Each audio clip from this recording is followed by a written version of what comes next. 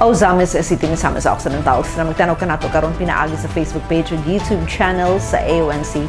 May adlaw, kumusta? Pizza 28 ng bulan sa Enero 2026 para sa pagkinakulahing balitang asenso. This is Ozamis Today.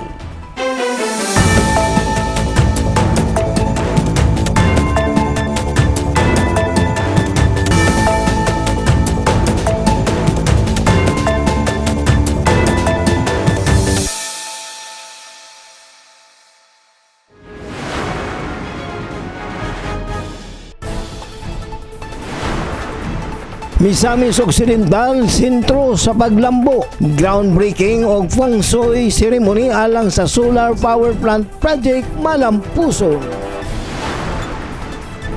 Libuan ang nitambong mainitong pagtuo gibati sa 75th Jubilee sa simbahan sa Ozamis.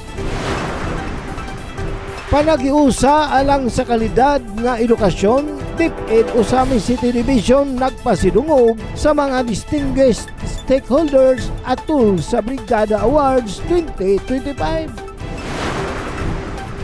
Konsyal Canlas gipanguluhan ang iyang unang liga ng mga barangay meeting. Dakbayan sa Ozamis, aduna na Naval Headquarters. Street level suspect sikom sa bypass operation sa barangay Malawang, Ozamis. 8 ka sachet sa itoang duga o uban pang ebidensya na kumpiska. Tabang sa panahon sa panginhanglan asenso Ozamis, giabagan ang kapin 29,000 pesos nga hospital bill sa usa ka ginang. Dazil Modixon, aniya ang maritalya. Misamis Occidental, sentro sa paglambo, groundbreaking feng shui ceremony alang sa solar power plant project Malampuso. Ang good news nining report. Sa padayon nga pagtutok ug paglihok alang sa asenso Misamis Occidental, uban ang mantra nga mga Misamis nun magpuyong malinawon, malambuon ug malipayon, nakita usab nga ang probinsya usa sa pinakapaspas nga naglambo sa Mindanao. Tungod sa malinawon ug klarong pagpangulo sa Team Asenso Administration nga gipangluhan ni Governor Henry S. Waminal, uban sila 1st District Representative Congressman Jason Almonte, 2nd District Representative Congressman Sancho Fernando Ando F. Waminal ug Asenso Pinoy Representative Congressman Attorney Henry Indy F. Waminal Jr. Ang mga proyekto ug inisyatibo sa Asenso Administration nagpamatuod sa padayon nga paningkamot aron mapataas ang kalidad sa kinabuhi sa matag Misamis nun. Base sa pinakaulahing update sa province sa Misamis Occidental Facebook page, Sabado, Enero 24, 2026, usa sa pinakabagong milestones sa Misamis Occidental mao ang groundbreaking og feng shui ceremony sa 200 million peso 4.6 megawatt solar power plant nga anaa mahimutang sa lungsod sa Sapang, Dalaga. Gilauman nga kini nga proyekto magpaubos sa presyo sa kuryente ug transmission charges ug maghatag sa mas sabot-kayang enerhiya sa tanang mga konsumante. Ang kalihukan gipanguluhan ni Governor Henry S. Waminal kauban si Sapang Dalaga Vice Mayor Donchi Animas, lokal nga mga opisyal ug Muel Siwan General Manager nga nagpasiugda sa papel sa proyekto sa sustainable ug reliable energy sa probinsya. Kining investment nagpamatuod sa pagsalig sa mga investors sa Misamis Occidental tungod sa ligon nga peace and order situation ug aktibong suporta sa lokal nga gamahanan sa mga proyekto nga makahatag og kaayuhan sa katawhan. Tungod sa inisyatibo nga sama niini, ang Misamis Occidental dili na lamang basta probinsya nga agianan kundili usa na ka destinasyon sa negosyo, teknolohiya ug modernong kalambuan diin nagpuyong malinawon, malambuon ug malipayon ang katawhan. Libuan ang initambong mainitong pagtuo gibati sa 75th Jubilee sa simbahan sa Ozamis. May report si Glenn Ray Aruluna. Libuan ka mga libotong Katoliko ang misalmot sa 75th Jubilee sa local church of Ozamis ubos sa tamang celebrating 75 years of God's faithfulness, rooted in communion, united in participation, growing in mission. Ang mga selebrasyon nagkapakita sa loob nga pagtuo panagiusa sa mga misamistons diha sa Kristohanong pagtuo. Malamposo usab nga napahigayon ang pagtakop sa Jubilee of Hope o ang pag-abli sa 75th Jubilee celebration sa Archdiocese sa Ozamis. Niadtong Martes sa buntag nagkatigom ang tanang katawhan dito sa Kuta Shrine diin na gipahigayon ang blessing o groundbreaking ceremony alang sa bust ni Padre Ducos. Lakip na ang pagpaayo sa gate sa Kuta Shrine. Humanini nagpahigayon sa dayon sa solemn procession diin ta ng mga deboto misunod sa mga kaparian. Atol sa procession gipahigayon ang mga station sa lakip ang unang istasyon nga nagapakita sa reenactment sa pag-abot sa pagtuo sa Pilipinas ug ang ikaduhang istasyon nga nagapahinumdum sa kasaysayan sa pagtuo sa Ozamis. Sa pag-abot sa Metropolitan Cathedral, gipahigayon ang rito sa pagsira sa tuig sa paglaom ug ang pag-abli sa tuig sa jubileo alang sa ika-75 nga anibersaryo sa Archdiocese of Ozamis. Gisundan kini sa Santos nga misa ug sa pag-awit sa Gloria. Nagapadayon ang malipayong selebrasyon hangtod sa pagtapos sa misa pinaagi sa panalangin ni Arsobispo Martin Sarmiento Humoa Didi uban sa mga kaparian. Ang maong Jubilee Celebration usa ka buhing pagpamatuod sa ligon nga pagtuo panagiusa og padayon nga misyon sa simbahan ug sa katawan sa Ozamis sa pag-alagad sa Dios ug sa isig ka tawo. Alang sa Ozamis Today, kini si Glenn Ray Luna. Salamat Glenn. Panagiusa alang sa kalidad ng edukasyon, DepEd Ozamis City Division nagpasidungog sa mga distinguished stakeholders atol sa Brigada Awards 2025. Anyang report. Aron paghatag sa nahiangay nga pag-ilaw pasidungog sa bililhong kontribusyon ug padayon nga paningkamot sa nagkadaiyang personalidad ug partner stakeholders sa dakbayan sa Ozamis sa sektor sa edukasyon, ang Department of Education kun DepEd Ozamis City Division nga gipangluan ni Schools Division Superintendent Lorena P. Serrano SESO 6 mipahigayon sa Brigada Awards 25 awarding and recognition of distinguished stakeholders adlong nga Lunes, Enero 26, 2026 sa RBC Hall, Team Fanel Garden Ornamental Plant Farm, Barangay Banyadero, Ozamis City. Mitambong sa mga kalihukan nagkahiusang mga partner stakeholders sa DepEd Ozamis, lakip sila City Councilor Cecil Yuko, Chairperson sa Committee on Education, SK Federation President City Councilor Jan Feldway Lungsod, Barangay Captains sa 51 ka mga barangay sa Dakbayan, PNP Ozamis City Police Station nga girepresentahan ni Deputy Chief of Police, Police Major Attorney Yoredice Revillas, kauban si PSSG Arnie C. Siton. Second Provincial Mobile Force Company, school heads, teachers, suguban pang distinguished stakeholders nga adunay dakong kontribusyon sa padayon na pagpauswag sa kalidad sa edukasyon sa syudad. Atul sa awarding ceremony, gipasiugda o gihatagan og pasidungog ang mga nagunang stakeholders nga adunay dakong papel sa pagpalambo sa kalidad sa edukasyon sa Dakbayan. Pinaagi sa pagdawat silang certificates ug plaques of recognition, diin usab ang Asenso Ozamis News Channel giila isip most outstanding stakeholder. Sa iyang mensahe, gipadayag ni SDS Serrano ang iyang dakong pasalamat sa lokal nga pagamahanan sa Dakbayan sa Ozamis nga gipangluhan ni Mayor Sam Norman G. Fuentes sa paghatag og 182 ka smart TVs alang sa mga classrooms sa grades 1 to 4 ug 1,856 ka tablets para sa mga senior high school learners. Gipahayag usab niya ang iyang pasidungog ug pagpasalamat sa mga haligi sa Asenso Administration tungod silang padayon og ligon nga suporta sa DepEd Ozamis City Division. We also express our deepest gratitude to our strongest partners, the local government unit of Ozamis City, led by Honorable Mayor Attorney Sam Norman Fuentes, who donated 182 smart TVs for grades 1 to 4 classrooms and 1,856 tablets for senior high school learners. We likewise thank the pillars of the Asenso administration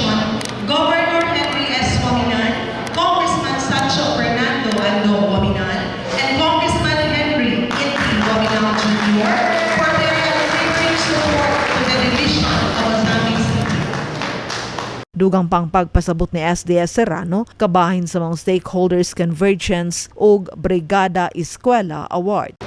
As we conclude, let these stakeholders convergence and Brigada Eskwela Awards remind us that education is a shared mission. When communities unite, when partners extend their hands, and when service is guided by compassion and accountability, schools become more than institutions. They become homes of hope. Sa mensahe ni City Councilor Cecil Co, iyang gipadayag nga sukad siyang paglingkod isip EDCOM Chair sa Dakbayan, nakita niya ang pagkugi sa DepEd Ozamis nga gipangluhan ni SDS Serrano ug mga opisyales o gilaw sab niya ang pagkugi ug pagkamabtikon sa uban pang mga stakeholders. Niini gidasig ni Council Co ang tanan nga magpadayon sa matinud-anon nga serbisyo publiko uban ang giya sa 5M's mantra sa probinsya sa Misamis Occidental. Let us remain steadfast with our public service and carry in our hearts the words of our tubihan na Governor Henry S. Wamingan, na kita mga misamis nun, na tuyong malinawon, malambuon o malipayon. Maurag yun na iyang dream, maurag yun na iyang ambition para kanatong tanan. Ang Brigada Awards 25 nagpahinumdum nga ang edukasyon usa ka komon nga misyon diin ang panaghiusa og pagtinabangay sa komunidad, lokal ug probensyal nga paggamhanan ug mga partner stakeholders mao'y ligon nga haligi sa padayon nga pagpalambo sa edukasyon. Kinusab nagpamatuod nga ang eskwelahan dili lamang usa ka institusyon kundili nahimong balay sa paglaom alang sa tanang kamatanunan. Konsehal Canlas gipanguluhan ang iyang unang liga ng mga barangay meeting. Atong duwaton report ni Angela May Kirante. Sa opisyal nga paglingkod, isip ex-officio city councilor sa Ozamis City, gipangunahan ni Liga ng mga Barangay Federated President ug Barangay Tabid Kapitan Salvador J.J. Canlas Jr., kanhi Misamis Occidental Board Member ang iyang unang liga ng mga barangay meeting. Ang naisgutang meeting gitambungan sa 51 ka mga barangay kapitan sa Dakbayan sa Ozamis nga gipahigayon adlaw Martes, Enero 27, 2026 sa may 3rd floor New Annex Building, Ozamis City Hall. Ang kalihukan bug-os nga gisuportahan sa kanunay Asenso Ozamis Administration ubos sa liderato ni Mayor Sam Norman G. Fuentes, isip kabahin sa pagpalig-on sa panaghiusa, koordinasyon ug kooperasyon tali sa city government ug mga barangay. Sa nasangpit nga meeting, gituki sa mga barangay kapitan ang nagkalain-laing concerns ug mga problema sa ilang tagsa-tagsa ka mga barangay. Lakip na ang mga posibleng solusyon aron mahatagan og kasulbaran ang mga suliran sa matag komunidad. Gawas ni ini, usa sa mga pangunang gihisgutan sa maong meeting mao ang financial protection ug pension alang sa mga barangay officials ug empleyado. Ang mga kawani sa Social Security System kun SSS nga gipanguluhan ni SSS Manager Liza Lumantas mipasabot sa mga benepisyo sa SSS isip kasaligan nga safety net batok sa sakit, maternity, disability, katigulangon ug kamatayon. Lakip na ang kahinungdanon sa pension isip long-term financial security. Program is not only for the LGUs and all national offices, private companies, but also for the workers in the barangay level. For the social security system, we are offering a government lifetime insurance. No? So sa SSS, sigurado ang bukas. Sa mga benepisyong madawat gikan sa SSS, gipasabot ni Manager Lumantas nga kini usa lamang sa mga pag-abag. So kini sa SSS, abag lani, dili ni kasulbaran, muabag kay naapang putay sa tuang LGU nga tabang, di ba?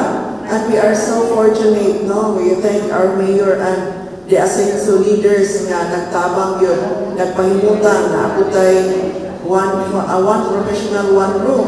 Presente usab ang Department of the Interior and Local Government kon DILG nga gipanguluhan ni si LJOO Ejel Vidra nga mipakita sa iyang suporta sa mga inisyatiba nga nagpalig-on sa kahibalo sa mga barangay leaders kabahin sa social protection ug maayong pamalaod. Ang Liga ng mga Barangay Meeting nagpakita sa padayon nga paningkamot sa lokal nga panggobyerno sa kanunay Ascenso Uzames Administration nga gipangunahan ni Mayor Sam Norman G. Fuentes, inubanan sa suporta nila Governor Henry S. Waminal, 2nd District Representative, Congressman Sancho Fernando Ando Waminal ug Ascenso Pinoy Representative, Congressman Attorney Henry NDF Waminal Jr. sa pag-atiman sa kahayuhan sa mga barangay leaders, lakip na ang mga kapitan isip kabahin sa mas lig-on ug mas andam nga pagserbisyo alang sa katawhan sa dakbayan sa Uzames. Alang sa Uzames Today, ako si Angela Me Tirante.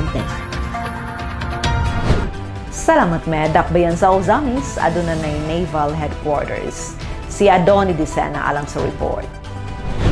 Nakapahimutang na og Naval Headquarters sa dakbayan sa Uzamis ang Philippine Navy nga anaa makaplagan utlanan sa Barangay Dunya Consuelo ug San Antonio ang pagsubo og pagblessing sa bag-ong pasilidad ug kampo sa Philippine Navy gipahigayon ni adtong Domingo, Enero 25 niining tuiga. Mao na kini ang tubag sa Ascenso Uzamis Administration nga masuportahan ang Philippine Navy sa ilang gipangayong tabang labi na sa luna nga pabarugan sa dakbalay human midangop ang opisyal niini sa City Council ilalom sa administrasyon ni former mayor nga karon Ascenso Pinoy Party List Congressman Indy Waminal. Gipasalamatan ni 621st Philippine Navy Marine Reserve Officer in Charge First Lieutenant Adonis Largo ug ang pinasidunggang ginapit og mamumulong Philippine Navy General Staff Corps Commander Naval Reserve Center Western Mindanao Captain Wendell Boy G. Buntag, si PT Officer 3 Norman Hinogbantog nga mao gayoy naninguha nga mahitabo ang maong proyekto. Gipasalamatan usab ni Captain Wendell Boy G. Buntag, si Uzamis City Mayor Sam Norman Go Fuentes sa suporta nga gihatag sa ahensya pinagi sa presensya ni City Legal Council Member Attorney Gwen Cassandra Limitario nga mibulig usab sa mahinungdanong aktibidad. Sayang pakigpulong nga ang maong pasilidad importante kaayo dili lang sa ilang bahin apan sa kinatibuk-an gumikan kay diha himuon ang pagbansay alang sa dugang recruitment alang sa mga reserve unit. Gawas sa gipangandaman nga national security, magamit usab ang reserve company alang sa community service o disaster response operation.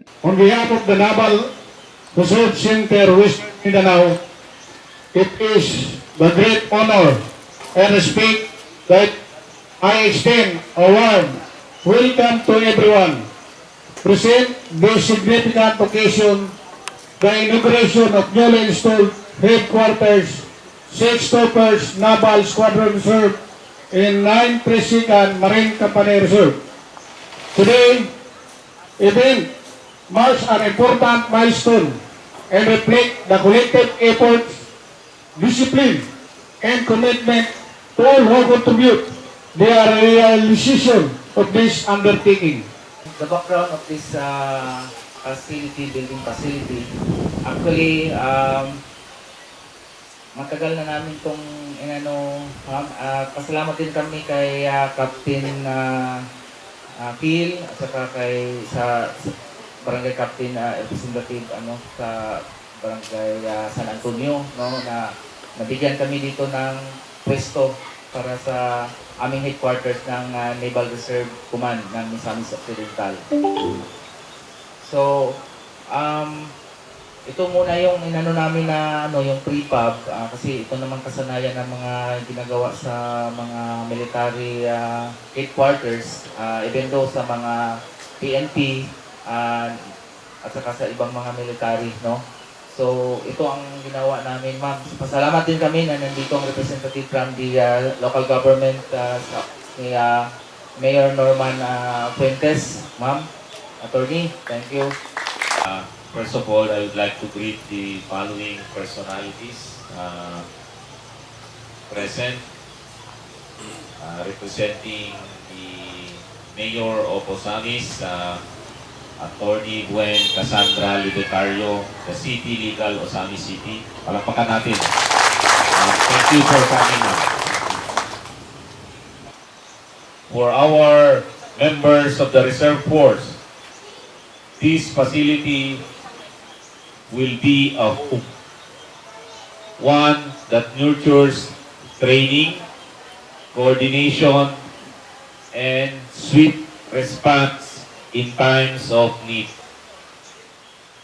For the community, it is a visible assurance that capable and dedicated protectors stand ready not only in times of conflict but also in times of calamity and peace building. Alang sa Usamis Today, Adonai Desina report.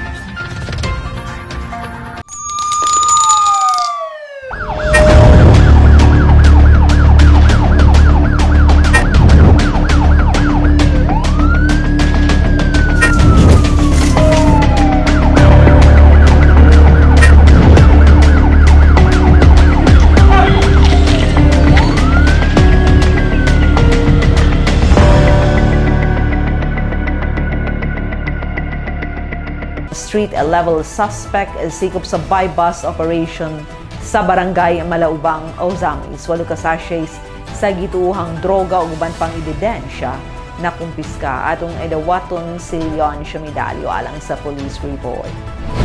Alas 12 ang takna sa 8 Enero 27 ning tuiga, sikop sa mga personay sa Ozamis City Police Station ang usa ka street level individual kon East LI nga suspect nga naila sa alias Clint atol sa gilusad nga drug buy-bust operation sa Purok 3 barangay Malaubang ning Dakbayan sa Ozamis. Ang suspect nga giingong nalambigit sa illegal nga droga, 35 anyos minyo, usa ka fruit stand vendor o residente sa Purok Green Valley, Barangay Tinago, Ozamis City. Giilusan ang operasyon base sa initial nga intelligence-driven information nga nakuha gikan sa confidential report sa mga miyembro sa Barangay Anti-Drug Abuse Council kung badak din initial nga natino ang pagkatao o kalihukan sa suspetsado. Gihimo gilayon sa mga operatiba sa Ozamis Police Station ang usa ka buy-bust operation nga gipanguluhan ni Operations Officer Police Captain Joseph Rua Kagbabanwa ubos sa ugot nga supervision ni OIC Chief o Police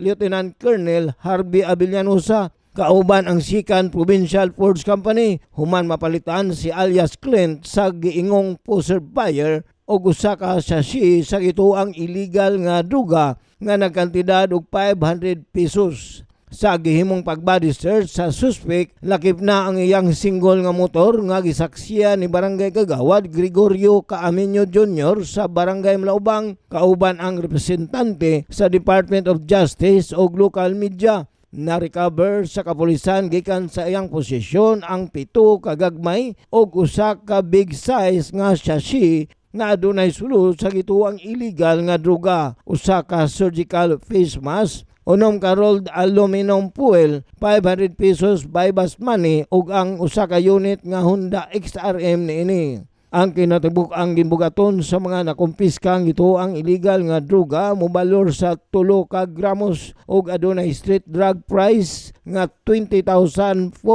pesos. Sa pagkakaroon ana sa kustodiya sa kapulisan si alias Clint, samtang giandam na ang tukmang kaso batok kaniya nga mao ang paglapas sa Section 5 ug 11 sa Republic Act 9165 o Comprehensive Dangerous Drugs Act of 2008.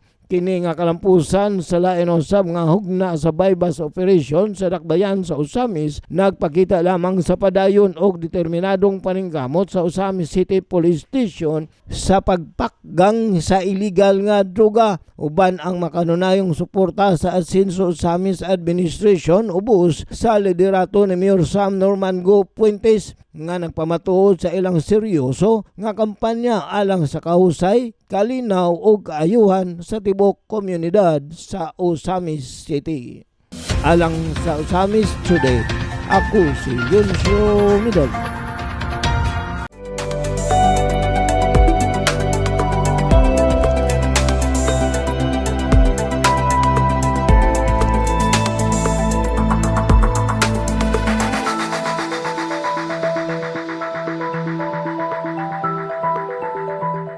Tabang sa panahon sa pangnahanglan, asen sa Ozamis, giabaga ng kapin 29,000 pesos nga hospital bill sa usa ka ginang. Alang sa Ascenso Ozames Free Hospitalization Program update, si Mary Melody Reyes. Wala kapugni ni Grace Empenado, 54 anyos residente sa Barangay Carmen Annex ng Dakbayan sa Ozamis, nga mamahimong emosyonal tungod sa pag-abag nga nahatag ngadto kaniya sa Ascenso Ozames Administration human kini na-admit sa Medina General Hospital ug adunay excess bill nga 29,724 pesos and 56 centavos. Si Grace Empenado, 54 years old. Next, ma'am. Niya ako din sa City Hall kay nagpatabang ko o nagpa-assist ko sa kuwang bill dili sa Medina. Sumala pa niya, nakabati siya og hilanat og takig nga maoy hinungdan nga nakadesisyon siya nga magpa-admit sa ospital. Human masusi sa doktor ang iyang kahimtang, migawa sa diagnosis nga aduna siya chronic kidney injury secondary to diabetic nephropathy, nephrolithiasis ug urinary tract infection. Nagpasabot kini nga daghang balaktian ang nakaapekto sa iyang lawas, busa nagkinahanglan kini og tukmang medikal nga pag-atiman ug padayon nga pagtambal. Kuan ma'am kanang tagigan ng kugtaman ma'am for 5 days na kong takig, then hilanat tag 39. Katong taas akong kreya, then taas akong sugar. Daghan ma'am, pero dili man ako ma-memorize gud tong iya ang kuan. Yes ma'am. Isip usa ka front desk staff sa usa ka hotel, bisan pa man aduna siya kita, dako na alang kaniya ang kapin 29,000 nga hospital bill. Tungod ni ini, dako ang iyang kalipay, human siya makatagamtam sa tabang gikan sa Ascenso Ozames Free Hospitalization Program, ubos sa liderato ni Mayor Sam Norman G. Fuentes, uban sa ligon nga suporta nila Governor Henry S. Wominal, Kong Segundo Ando Wominal, ug Kong Ascenso Attorney Indy Wominal. Nang front desk ko sa usa ka hotel ma'am. Nalipay lang ko ma'am nga kuan kadang nahatagan ko og 20,000 ni Mayor para sa kuang bill nga 29,000. Daghang kayong salamat ninyo sa tanan-tanan nga naghatag og nagtabang kanako. Alang sa Ozames Today, ako si Mary Melody Reyes. Salamat Mel, ang Ozames Today, hatod ka natin ng serbisyo publiko sa kanunay Ascenso Ozames Administration.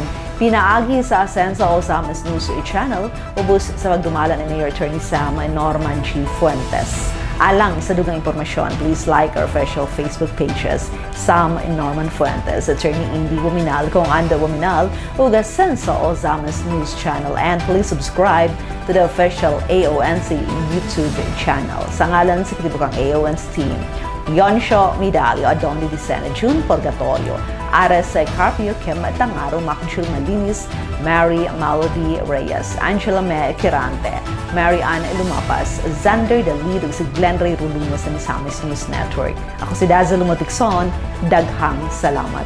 Kanunay, Ascenso Ozames, padayon Ascenso Segundo Distrito, Ascenso Misamis Occidental, Ascenso Pinoy.